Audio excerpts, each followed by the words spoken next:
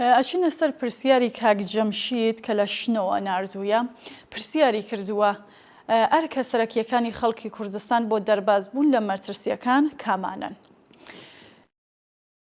کاک جەمشید پێشتر دەبێ بزانین مەترسیەکان کامانن بەگشتی دەتوانین ئاماژە بە چەند خاڵ بکەین. ئاڵ و گۆڕەکان لە ئاستی سەر تا سەریدا مەبەست ئێرانە بە کام ڕێگادا دەچێتە پێشەوە. دیارە ئەگەر هێزێکی پێشکەوتن خواز لە ئاستی سەراسەریدا بەهێز بێ کاری ئێمە لە کوردستان ناسانتر دەبێ. هەر بۆیە ببڕوای ئێمە بزوستنەوەی کوردستان ناتوانێ و نابێ خۆی لە بەهێزکردنی بزوستنەوە کۆمەڵایەتیەکانی پێشڕۆ لە ئاستی سەراسەری دوور بگرێ و هەرچیەم بزوستنەوانە بەهێز بێ هەر وەک باسکرا خەڵکی کوردستان ڕێگەیان ناسانترە بۆ سلماندنی خواستەکانیان. بە پێچەوانەکەی لەوانەیە کاری ئێمە سەختتر بکاتەوە.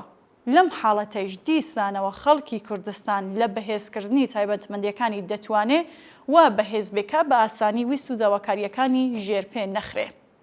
هاوپشتی و هاوجەنگی خەڵکی کوردستان ئامرازی ئەم بەهێزبوونەیە کە ئێمە زۆر جار باسمان کردووە. سەرەکی ترینی ئەم تایبەتمەندیانە ڕێکخراوبوونە کە لە کوردستان هەر ئێستا شتێکی نامۆنیە. خەڵک بە هەر ئەندازە ڕێکخراو بن لە گەڕاک لە شار لە شوێنی کار بۆ پرسە کۆمەڵایەتیەکان بە هەمان نسبەت بەهێز دەبن بۆ ئەوەی بتوانن داواکاریەکانی خۆیان بسەلمێن و ئیدارەی کۆمەڵگەی خۆیان لە ڕێگەی ڕێکخراوەکانی خۆیانەوە بەدەستەوە بگرن. لە قسەکانی پێشوودا باسی نەورۆزیشمان کرد دەتوانن خۆیان چارەنووسی خۆیان بەدەستەوە بگرن. دیارە هێز و لایەنە سیاسیەکان بەتایبەت هێزی چەپ و سۆسیالیست لە کوردستان دەبێ یاریدەر بن و پاڵپشتی ئەم شکڵا لە دەسەڵاتە بن و لە یەک پرۆژەی هاوبەشدا ئەم تایبەتمەندیە بەهێز بکەن.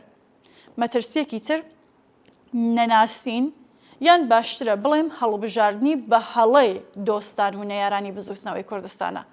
ڕاگررتنی خەڵکی کوردستان لە چاوەڕوانی و ئومێدوارکردنی وەهمی بە یارمەتی و پشتیوانی هێزی دەرەکی بەم جۆرە دوورخستنەوەیان لە هێزی خۆیانە.